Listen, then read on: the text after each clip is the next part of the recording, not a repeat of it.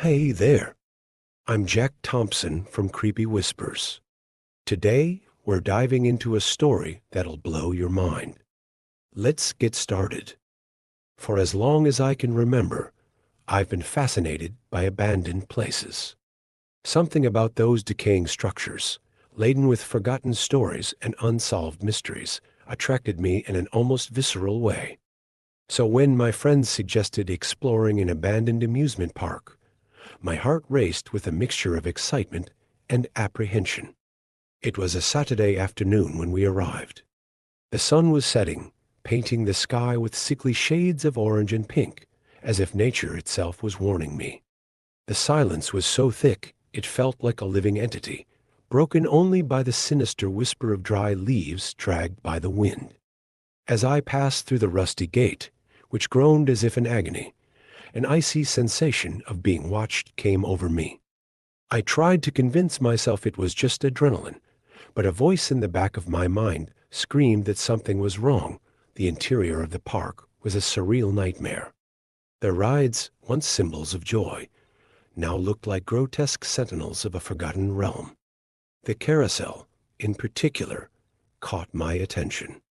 It slowly rotated with the wind, its broken mirrors reflecting my distorted face, while the wooden horses, with their peeling paint and empty eyes, seemed to follow me with their gaze.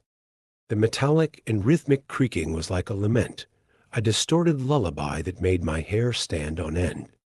As I walked, I noticed something that made me swallow hard: fresh tire tracks in the dirt path, leading to one of the park's sheds.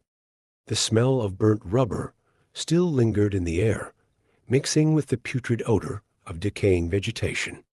My friends noticed it too, and I saw fear growing in their eyes. Who else could be here besides us? The idea that we weren't alone made the air heavy, almost unbreathable. Driven by a morbid curiosity that overcame my better judgment, I decided to follow the tracks. The path led me to an area that seemed to have been a warehouse or workshop. The door was ajar, and when I pushed it, a sharp squeak echoed, as if the building itself was protesting against my intrusion. The smell inside was nauseating, a mixture of mold, rust, and something chemical I couldn't identify. It seemed to permeate my clothes, my skin. Inside, I found something that made my stomach churn: camera equipment and flashlights, as if someone had recently camped there. But it wasn't an ordinary camp. The cameras were positioned strangely, pointed at dark and empty corners. On one of the walls, I noticed scratch marks, some looking recent. My heart raced. This was far beyond what I expected to find. As I examined the place, I froze upon hearing footsteps outside. They weren't normal footsteps. There was something wrong with the rhythm, as if whoever it was dragging themselves or limping. I exchanged panicked looks with my friends. It was impossible to tell how many people were out there, but the sound was getting closer, accompanied by a low, constant hiss, like labored breathing. We decided it was time to get out of there as quickly as possible. Carefully, I made my way back to the exit, trying not to make any noise. Each step seemed deafening, and the feeling of imminent danger was so real that I could taste the metallic flavor of fear in my mouth. It was as if I was trapped in a perverse game of cat and mouse with an invisible and relentless adversary. As we moved away from the shed, the park seemed even more sinister. Daylight had almost disappeared, and the shadows stretched unnaturally, creating shapes that defied logic. I walked in silence, lost in thoughts about who or what could be there with us. Suddenly, a metallic noise sounded, as if something heavy had fallen from one of the nearby attractions.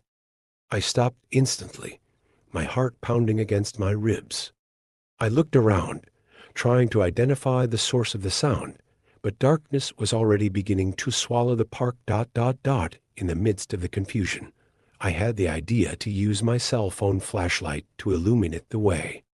That's when, pointing the light at one of the rides, I saw a figure moving quickly between the structures. It wasn't my imagination. There really was someone there. But what I saw didn't seem entirely human. The movement was wrong, almost mechanical, and for an instant, I swore I saw eyes reflecting the light in a way no human eyes should. The sight triggered a survival instinct in me. I started running towards the exit, not looking back. Each step seemed to echo in the growing silence of the night, and adrenaline propelled me as if my life depended on it. And maybe it did. The run to the exit seemed endless. Every structure I passed seemed to be watching me, silent accomplices to that surreal night.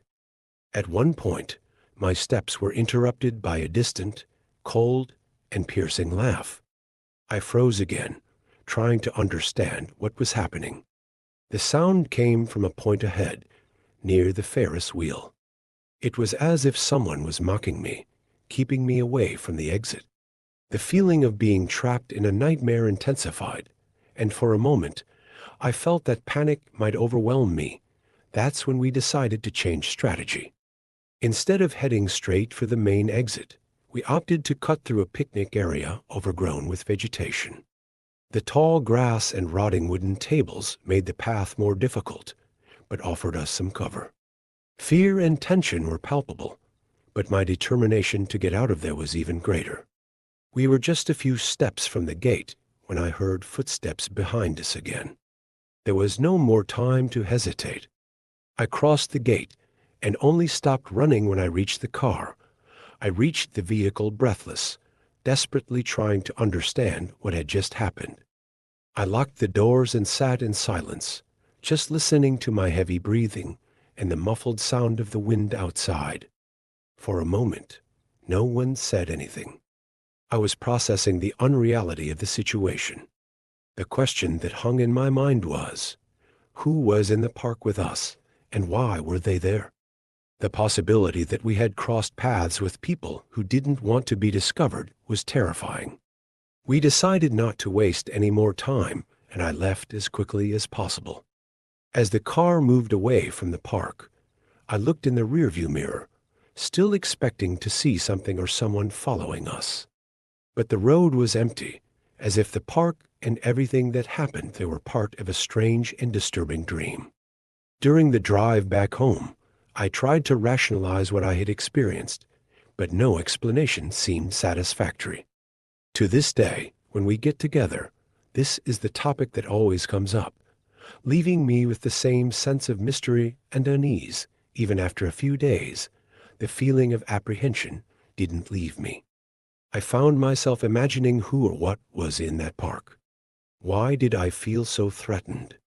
To this day, I haven't been able to find information about recent activities at the site, which makes everything even stranger.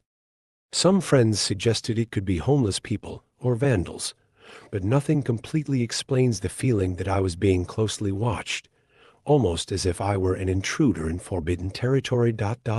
In the end, my little adventure in the abandoned amusement park became a memory I carry with a mix of fear and curiosity. I never went back there, but the experience marked me deeply. Sometimes I wonder if it was just my imagination fueled by the spooky atmosphere of the place, or if there was really something more sinister lurking that night. Either way, it's a story that makes me think twice before seeking adventures in abandoned places. The line between what is real and what my mind creates can be very thin, and that night, I crossed that line. The most disturbing thing about all this is that, since that night, I've started to notice strange things in my daily life. Sometimes when passing by a mirror, I swear I see a reflection that isn't mine, just for a fraction of a second. I have vivid dreams about the park, where the rides come to life and chase me through endless labyrinths. And there are moments when, in the silence of the night, I can swear I hear the distant creaking of that carousel, as if it were still spinning, waiting for me. Perhaps the park hasn't let me go completely. Or maybe, in some inexplicable way, I've brought a part of it with me. I am Vivian, 35 years old. A number that means nothing more than a calendar of losses, each day marked with the deafening silence of the empty apartment since he left, My world didn't collapse, it silently liquefied, like a memory film dissolving in acid. The apartment breathes with me, its sighs echoing in the corners where laughter once existed. The walls, previously silent witnesses to our happiness, now guard only the ghosts of a life that has become a photographic negative, faded and unrecognizable. His smell still persists not as perfume, but as a chemical mark of absence. It's an odor that sticks to the throat, a mixture of aftershave and cold coffee. My loneliness has consistency, texture. It breathes. Sometimes I wake up at night feeling its weight on my chest, like a hungry nocturnal animal. Urban exploration was not a choice. It was an emergency surgery, a desperate self-extraction procedure. Each abandoned building, a promise of finding the fragments of myself scattered across the city on the day he said, "I don't love you anymore." Detroit welcomed me like a concrete and rust uterus, its deserted streets echoing the emptiness inside me. The abandoned factory on the outskirts of the city was not a destination. It was a whispered invitation by the wind cutting through empty streets. A portal to unmapped emotional territories, promising answers I feared to find. As I approached, each broken window watched me lidless eyes of an industrial organism in decay. The rusty gates creak when openings sounded like a welcoming moan. I didn't enter a place. I plunged into a membrane between realities, the border between who I was and who I was becoming. My flashlight trembled, not from fear, but from a strange recognition. The shadows on the walls didn't dance with the light, they moved on their own, darkness tentacles recomposing me, cell by cell, painful memory by painful memory. The floor alternated between rough concrete and something organic, soft and pulsating, which I preferred not to name. Each breath was a survival test, the air heavy with the smell of oxidized metal and something sweet and rotten. Each step echoed, a sinister dialogue with the ghosts of my own dissolution. The corridors twisted before me, not linear, but sinuous like veins. They were memory channels, arteries of an architectural body processing me internally. The doors I opened revealed not just physical spaces, but temporal fragments. Here, the bedroom where we had our first fight. There, the kitchen where he told me he was leaving. Symbols on the walls pulsed like living scars, glowing with their own sick light. A circle cut in half repeated, obsessively the same one I compulsively scribbled on divorce papers while he spoke with lawyers. It wasn't a simple drawing. It was a map of my own emptying, each stroke a cut vein of my former life. Time here didn't flow. It contracted, expanded, breathed with me. Minutes seemed like hours, and hours dissolved into seconds. Reality folded in on itself, like an impossible origami. When I realized I was lost, it was already too late. The factory wasn't a place I was exploring. It was a mechanical and living uterus reprocessing me, resignifying each trauma, each loss. Each room was a distorted memory, each corridor a familiar nightmare. The faceless figures I found in dark corners were not strangers. They were discarded versions of myself, emotional prototypes that failed reality tests. They watched me with empty eyes, their mouths moving in silence, repeating words I didn't want to understand. The fire that started wasn't real, couldn't be. It was the physical manifestation of my own internal combustion, years of repressed anger and pain finally finding escape. Each flame rewrote my story, licking the walls with tongues of orange and blue light. Each smoke cloud erased memories, taking with it fragments of who I used to be. Time to wake up, Vivian, said my reflection in a broken mirror, its voice a distorted echo of my own. But wake up to what? If reality is just another layer of hallucination, a nightmare I can't escape? When I opened my eyes, I no longer knew if I was in my room or the factory's uterus. The symbols on the walls were identical, pulsing with their own light. The smell of smoke and abandonment, as familiar as my own name. The distant sound of sirens mixing with my erratic heartbeat, the exploration, I realized with a shiver of terror and excitement, was just beginning.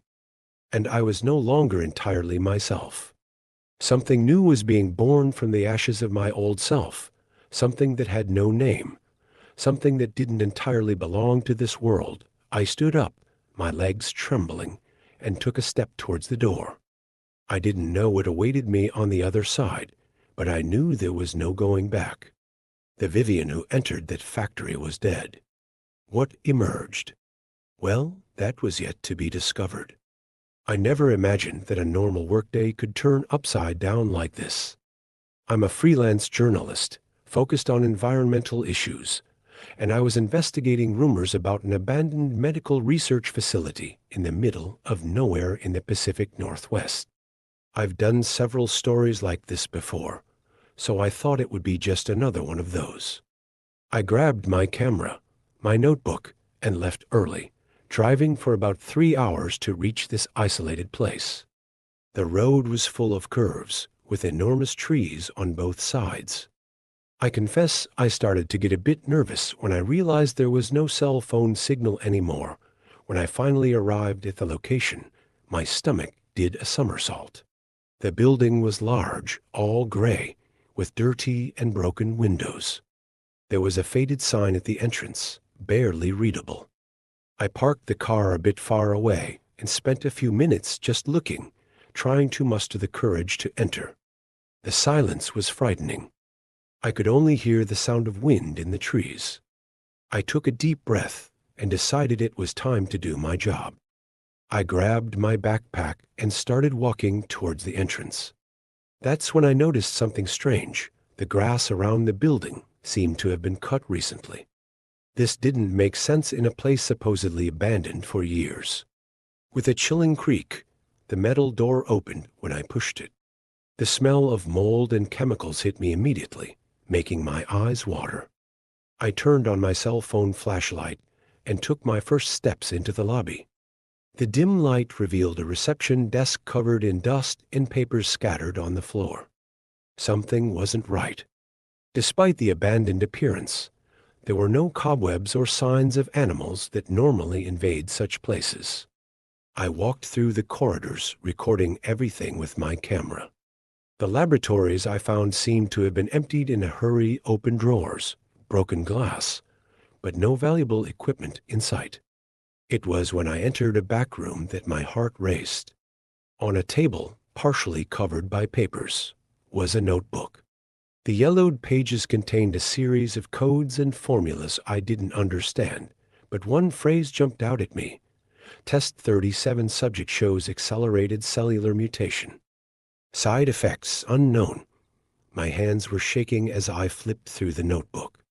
Each page revealed something more disturbing than the last. Experiments with uninformed volunteers. Tests of unapproved drugs, genetic manipulation. This went far beyond irregular medical research. I was about to put the notebook in my backpack when I heard a noise coming from the corridor. I froze in place, barely daring to breathe. Footsteps. Someone was in the building with me. I turned off the flashlight and hid behind a large metal file cabinet. The footsteps were approaching slowly, as if the person was looking for something or someone. My heart was beating so hard, I was sure it would be heard. The door to the room opened with a creak, and a flashlight beam swept the room. I held my breath, praying not to be discovered. After what seemed like an eternity, the footsteps moved away. I waited a few more minutes before moving. It was clear now. I wasn't alone in this place, and whoever was here didn't want me to discover the truth. I had to get out of there and fast. But I couldn't leave without taking the evidence of what was happening with me. With the notebook secure in my backpack, I began to plan my escape. The cat and mouse game had begun, and I was determined not to be the prey. My heart was still racing when I decided it was time to get out of there. But I couldn't just run out the front door. What if the intruder was out there? I had to find another way out. I started to sneak through the corridors, trying to remember the way I had come. That's when I noticed something strange. Some doors had recent marks, as if someone had tried to break them open. This only increased my anxiety. What else were they trying to hide here? In one of these half-open doors, I saw something that made me stop. It was a room full of files, but what caught my attention was a large map on the wall. It showed the region, with several points marked in red. I recognized some as nearby communities. I quickly took a photo with my cell phone, but when I was about to leave, I heard something that froze my blood, footsteps approaching again. This time, they seemed faster, more determined. I panicked.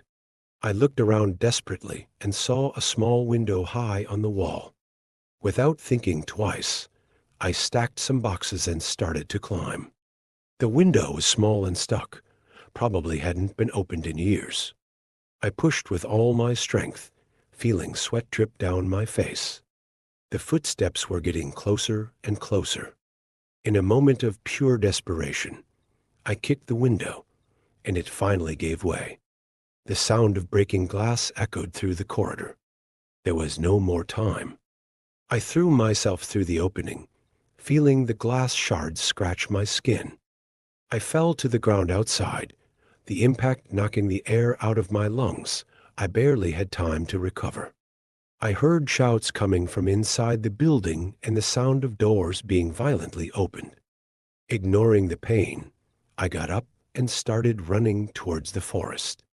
My car was too far away. It would be an easy target. The dense vegetation was my only chance. As I ran, stumbling over roots and branches, I heard voices behind me. I didn't dare look back. My mind was blank, dominated by survival instinct.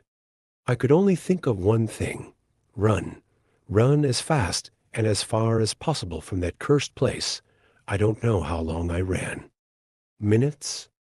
Hours? I completely lost track of time. The forest seemed endless, each tree the same as the last. My lungs were burning, my legs aching, but fear kept me from stopping. The voices behind me grew more distant until I could no longer hear them. Even so, I kept going. I stumbled several times, scratched myself on thorny bushes, but none of that mattered. I just wanted distance from that place and the people chasing me. When I finally stopped, exhausted, I realized I was completely lost. The sun was setting, plunging the forest into a frightening twilight. I was shaking from cold and fear. My clothes were torn and dirty. It was only then that I realized I was still clutching the backpack with the notebook. That information could cost me my life, but it was also the only proof of what I had discovered. I leaned against a large tree, trying to calm my breathing and think about what to do. I had no cell phone signal, no idea where I was, and night was coming. The fear of the unknown in the forest began to compete with the terror of what I had left behind in that facility. The darkness of the forest was oppressive. Every sound, the rustling of leaves, the hoot of an owl, the cracking of branches made me startle. I tried to use my cell phone flashlight to orient myself, but the battery was almost dead. I decided to save it and move forward, guided only by the weak moonlight that barely penetrated through the trees. I walked for hours, stumbling over roots and stones, always looking over my shoulder, fearing to see flashlight beams chasing me. At some point in the early morning, exhausted and disoriented, I found a small clearing. I decided to stop there to rest a bit and try to get my bearings. I sat down against a tree, hugging the backpack to my chest. The exhaustion was immense, but fear wouldn't let me sleep. I took the opportunity to examine the contents of the backpack in the dim light of the cell phone.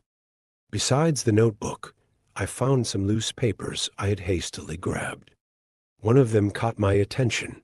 It seemed to be a list of names and dates. With a shiver, I realized that some dates were recent. Whatever was happening in that facility wasn't a thing of the past.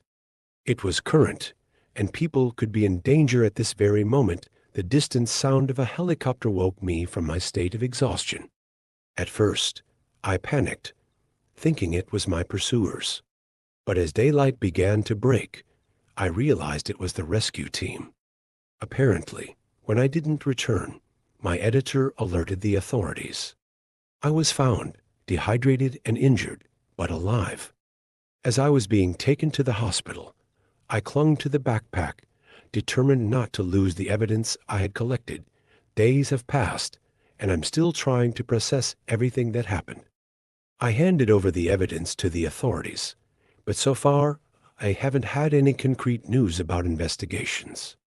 The marks on my body are healing, but the memories of that day remain vivid and disturbing. Every time I close my eyes, I see that sinister building, smell the chemicals, hear the footsteps chasing me.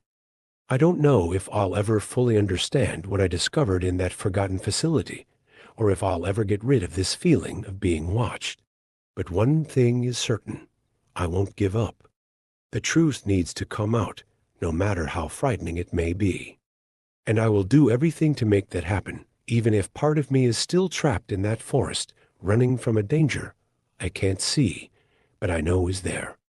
I never imagined that my obsession with local history would drag me into the depths of a living nightmare.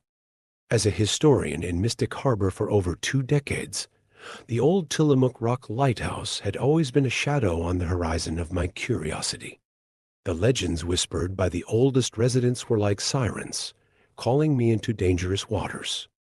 When I finally gained access to the lighthouse, thanks to an old favor from John from the Public Works Department, I felt as if I was about to unravel a century-old enigma. The lighthouse, a rusty sentinel against the gray Oregon sky, seemed to watch me as I approached.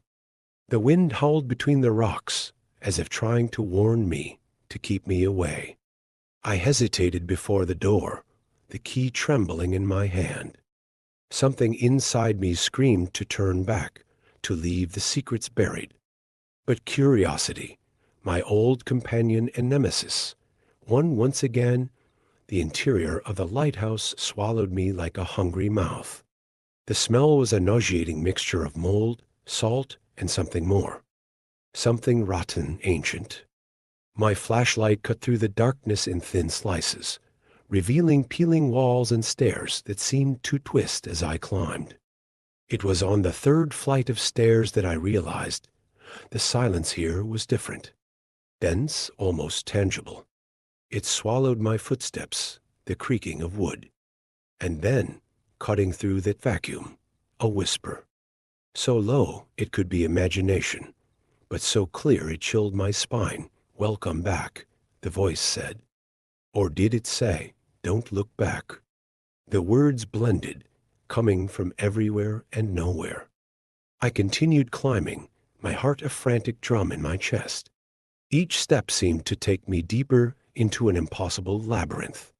The walls began to sweat, dark drops sliding like old blood.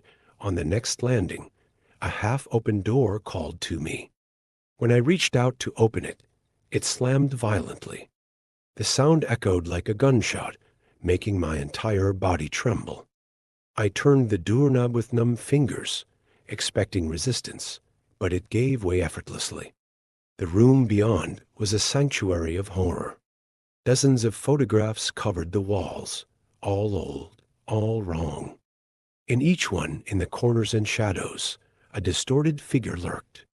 Empty eyes, limbs too long, smiles that extended beyond the limits of the face.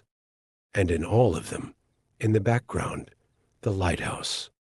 Always the lighthouse. I stumbled out of there, my vision blurred by panic. The whispers were now louder, a cacophony of pleading voices. I climbed higher, guided by an impulse that was not my own. At the top, the lantern room awaited me. The giant lighthouse lens, cracked and dusty, began to spin as I entered. There was no mechanism, no logic, just the hypnotic movement and the reflections it projected. I saw faces in the shadows, scenes of shipwrecks, obscure rituals performed in moonlight. And with each rotation, for a fleeting moment, I saw myself, standing there for decades, centuries. A deafening crash broke the trance. All windows exploding at the same time, a sound that reverberated through time. But when I opened my eyes, everything was intact. Except me. Something had changed, broken inside me.